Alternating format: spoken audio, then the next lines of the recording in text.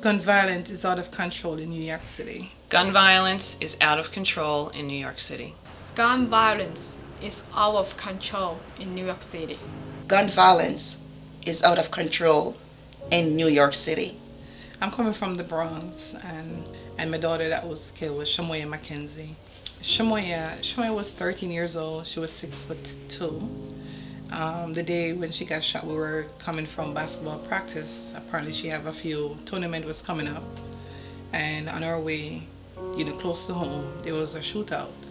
Apparently, the gunman tried to fire at another guy. Unfortunately, one of the bullet, hit her in the head. One miss and hit Shamoy right in the head, and she didn't make it. She passed away. Patrick was killed September 10th, 2004, along with his partner, Detective Robert Parker. So Patrick was from a large family. He was the baby of 6 children. He and I met in high school. High school sweethearts. His time home with me and his children, he really valued. He was a patrol cop in Midtown for about 5 years. He was in street narcotics. He was in street crime, and then he got promoted to detective in the 6-7 squad, and he really flourished there. And he met some wonderful people, and that really, they had a true family in that squad. Earlier in the afternoon, everyone had soccer practice, football practice. I was kind of running around, and Patrick went in to do his turnaround, which would have meant he was staying overnight, working the night and then the next morning. So I sent them up to bed and followed up shortly thereafter. And as I went to shut my blinds and whatever, I saw an NYPD car in front of my house with just its amber lights on. And I first thought, well, that's weird. I wonder why Patrick took a marked car home. Because, first of all, what's he doing home, and why did he take a marked car home? Because he doesn't drive a marked car. And then it kind of hit me what was potentially going on, and I was like, oh, this can't possibly be what I think it is. So I ran downstairs, and I opened up the front door, and I set my house alarm off. So I had to go back and turn it off, and now I'm shaking, and I get to the door, and I see one of his best friends from the 6-7 squad, Patty Henn, walking up to me with a highway cop with him, and he was crying and he was shaking, and I just said, Patty Henn, what is going on? Why are you here? And he said, I can't believe I have to tell you this. And I said, is it bad? And he said, yes. And then I said, is he dead? And he said, yes. And as I said that, my older 2 children had heard me and were awake, and they came downstairs, and so we all kind of found out on the front steps at the same time. And at that point, then it was just a lot of tears, a lot of hysteria. Yeah, it was an endless night. They sent someone to go get my mom, who lived about a half hour away, and it was a very long night trying to contact his siblings, and my house then became the meeting point. Marlon Legier was this violent repeat offender and had terrorized his mom for years. Stole her car, had been in and out of jail, at this particular moment in time was on parole. The mom had a decent working relationship with Bobby Parker, with Detective Parker, and he would say, if he's around, just give me a call. And so she called him in the afternoon and said, he said he's coming to take my car again. And I told him he's not allowed to do that. And he's like, no, he's not allowed to do that. That's, stealing your car. They got there, and they came in the opposite way on the street, to kind of peg the car in. And he was indeed in the car trying to steal it, and they blocked him in to, like, Marlon, you gotta go, this is not happening, get out of the car, you can't take the car. And this big fight ensued, and Patrick was on the passenger side, Bobby was on the driver's side. There was all kinds of wrestling to try and get him out of the car, to the point where Patrick's handcuffs fell out of his car. It was a payday, his pay stub came out of his shirt pocket. At that point, he had gotten a hold of Detective Parker's gun, and he shot both of them. Patrick was able, kind of in his dying breaths, to get off around from his gun, shoot Marlon Legier in the feet. My name is Eve Hendricks. I live in the Bronx, New York, Park Avenue. I would like to talk about my son Brandon Hendricks, whom got hurt. I hate the word killed. My son Brandon, he's like a giant. He's the most awesome person I've ever come across. He's very kind, very positive, someone with hopes and dreams, someone who is not selfish, looked beyond colors, someone that always wants the best for everyone, someone that encourages others to do better. My son Brandon loves to play basketball, and he practices hard, he works hard, never neglecting school, of course. He just graduated 12th grade when he got killed.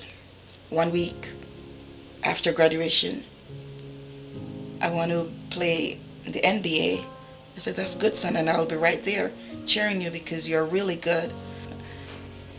Watching my son plays basketball is like something I've never seen before. He plays with his whole body. It's like watching Kobe, watching Sir Charles Barkley. He's that good. He's that good. I'd applied to a lot of schools, and a lot of colleges I'd reach out for him. And one of his school was St. John, and then they accept him, and he was so happy. He was so happy.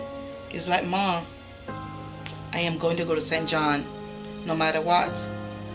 And my phone rang. It was after 12 a.m. And I said, oh my God, who was calling me at this time? It was my friend Charity. Her son CJ and my Brandon are like brothers. And I said, something must be wrong for her to call me at this time. So I answered. And she says, are you sitting down? And I said, yes, I've been sitting in this spot for a long time, but can't get up. I don't know why. She said, I have something to tell you. She said, Brandon got shot. And I said, you're kidding, you're joking. No, not Brandon. No, not my booby. No, he's not that person. So I started to run, found myself running on the concourse and screaming and crying out his name. I ended up at my home. His friends were there, and they said, Mom, he's gonna be okay. I said, where is he?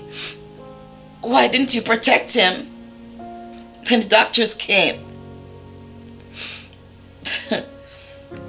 And the doctors said, I'm so sorry, Miss Hendricks. I tried to give CPR, but your son didn't make it. And I started to run. They got up to me because my heart just died. Just died.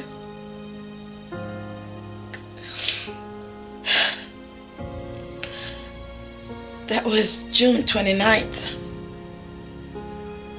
after 1 a.m. I died with my son. And from that day until this day, I'm searching for him. I'm searching for him. My husband, Detective General, and his partner, Detective Ramos, were killed by a criminal with an illegal handgun. One of these people traveled to New York City with intention of killing police officers. He killed my husband and his partner. They were sitting in their police car. The man walked up, no warning, and executed them in cold blood. Right now in New York City, criminals are carrying and using illegal guns more and more often, and they have no fear. Gun violence is increasing in New York City. But how many innocent people must die before something is done? He killed my husband and his partner for absolutely no other reasons other than they wore the blue uniform of the NYPD. Gun violence is increasing in New York City. Shootings have increased to levels not seen in decades. Murders are double the number just a year ago, and it's getting worse. Gun violence is out of control in New York City.